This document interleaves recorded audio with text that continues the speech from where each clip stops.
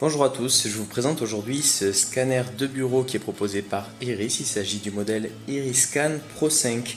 On le reçoit dans cet emballage cartonné qui mesure 38 cm de longueur par 17,5 cm de largeur par 18 cm de hauteur. Je vous propose tout de suite de découvrir le contenu du carton. L'Iriscan Pro 5 est livré avec plusieurs câbles. Alors on a des câbles qui vont permettre de faire transiter les données. On a un câble USB 2 d'un côté et micro USB de l'autre. Et après, on va avoir un cordon d'alimentation avec fiche interchangeable. Là, vous voyez la fiche européenne. On a également les standards anglais ou américains. Et on a également la possibilité d'alimenter le scanner avec ce cordon d'alimentation qui se branche sur un port USB 3. Il faut savoir que ce scanner doit impérativement utiliser deux câbles, un câble d'alimentation et un câble USB. Le scanner est fourni avec un guide de démarrage rapide traduit dans différentes langues. Alors là, c'est la version anglaise, je n'ai pas trouvé la fiche en français. Et on a également un petit papier qui contient les licences pour pouvoir activer les logiciels de la suite Iris qui sont à télécharger sur le site du fabricant. L'Iriscan Pro 5 est un scanner plutôt compact. Sur la partie droite, on a les boutons qui permettent de contrôler le scanner. On a également un écran LCD qui va donner des indications sur le mode sélectionné. Après, pour l'ouverture du scanner, il suffit de soulever le capot supérieur, qu'on peut refermer également facilement. Au niveau des dimensions, il mesure 29,9 cm de longueur par 10,4 cm de largeur par 7,4 cm de hauteur. Une fois complètement déplié, voici à quoi ressemble le scanner.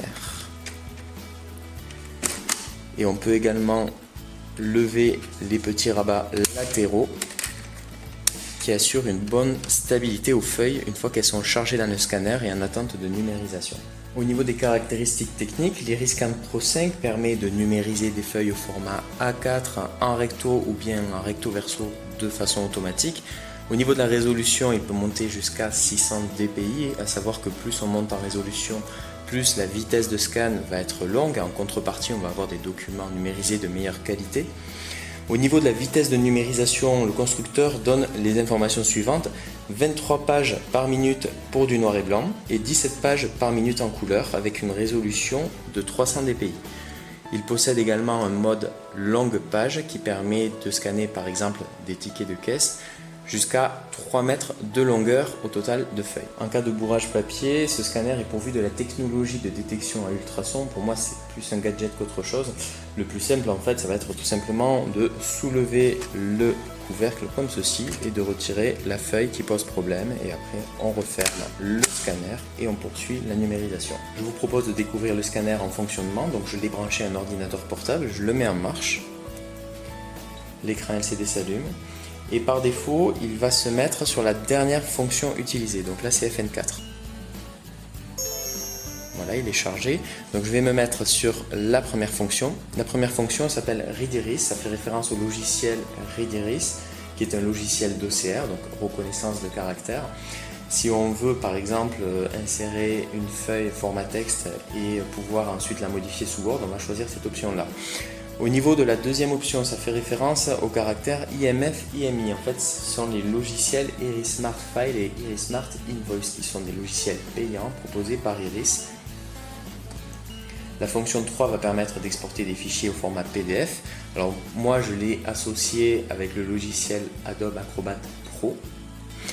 La fonction 4 va permettre de gérer, d'organiser ses propres cartes de visite qu'on va insérer par la partie inférieure du scanner. La fonction 5 va permettre d'uploader ces numérisations sur Dropbox, donc dans le cloud. La fonction 6 également permet d'envoyer dans le cloud, mais cette fois-ci sur Google Drive. La fonction 7 va permettre de scanner et d'envoyer la numérisation vers n'importe quelle application. Donc moi par exemple, j'ai décidé que cette fonction-là était associée à Photoshop, donc dès que j'ai numérisé un document, ça me l'ouvre sous Photoshop. La fonction 8 permet d'envoyer des fichiers directement sur un serveur FTP que l'on va paramétrer sur son ordinateur directement. Et enfin, la fonction 9 va permettre de merger, c'est-à-dire de combiner des fichiers au format A4. Pour vous donner une idée de la vitesse de numérisation, je vais scanner 3 pages en format A4, celle que j'ai dans les mains. Donc je les glisse à l'arrière du scanner. Je me suis mis sur le mode FN3, donc Scan to PDF. Je vais appuyer sur la touche Scan.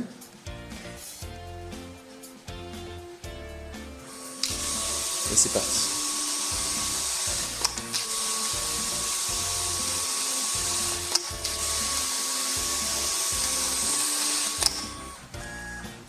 On constate que le scan se fait de manière très rapide. Alors j'ai paramétré pour un mode de numérisation noir et blanc.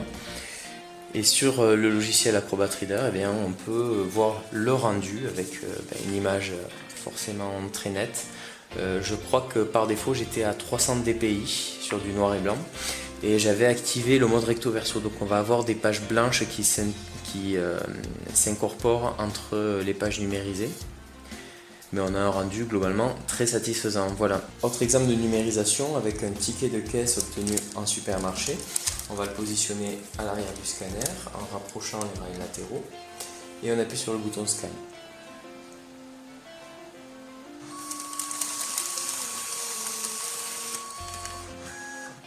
Et on constate que la numérisation s'effectue sans problème. On prend un dernier exemple avec une petite brochure qui va créer un bourrage au niveau du scanner pour voir comment le scanner se comporte dans ce genre de situation. Donc je rapproche les rails latéraux et je numérise le document.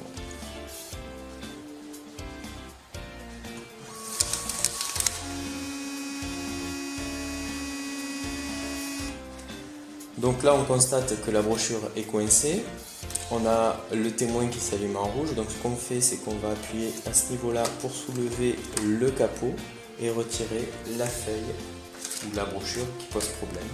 On referme le capot, ça redevient vert et c'est prêt à scanner un nouveau document. Avant de conclure avec les points positifs et négatifs de l'Eriscan Pro 5, je voulais vous montrer un modèle concurrent. Il s'agit du Canon P215 II.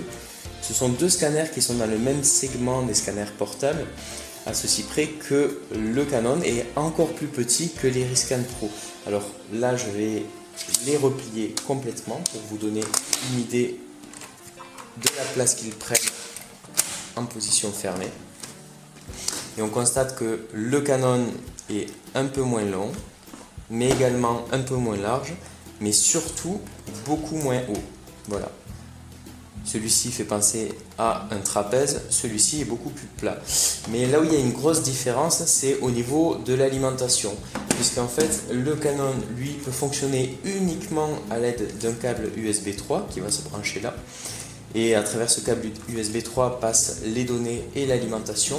Tandis que l'Eriscan Pro a besoin de deux câbles pour pouvoir fonctionner. Un câble d'alimentation et le câble USB qui est fourni.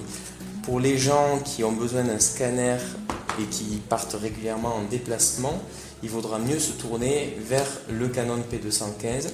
Et pour les gens qui ont besoin d'un scanner à laisser à demeure sur un bureau, eh bien l'Eriscan Pro pourrait être une solution plutôt intéressante puisqu'on a un écran LCD avec des commandes qui sont faciles d'accès, ce dont ne dispose pas le Canon. Au niveau des points positifs, j'apprécie tout d'abord la vitesse à laquelle ce scanner numérise les différents documents. Il fait recto verso de façon automatique, c'est un bon point. J'apprécie la présence de l'écran LCD et du panneau de commande situé sur la droite du scanner et de la possibilité de pouvoir scanner ses propres cartes de visite en les insérant par la partie frontale du scanner. J'apprécie le mode page longue qui permet de numériser des tickets de caisse. Enfin, je trouve que les feuilles à l'arrière du scanner sont bien maintenues.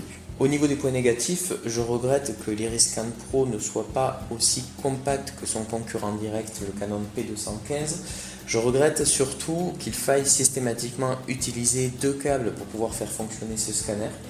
La suite logicielle Iris est selon moi peu conviviale. Je pense que les développeurs devraient travailler sur l'interface homme-machine pour améliorer la présentation de leur logiciel et les rendre plus attrayants. Après, ça reste un scanner qui, après un certain temps d'utilisation, lorsqu'il est en mode fonctionnement pendant 1 heure, il a tendance à chauffer au niveau du châssis lorsqu'on passe la main ici. Et pour terminer, je regrette l'absence de housse de transport. Voilà, j'espère que cette présentation vous a intéressé. Je vous dis à bientôt pour un prochain test.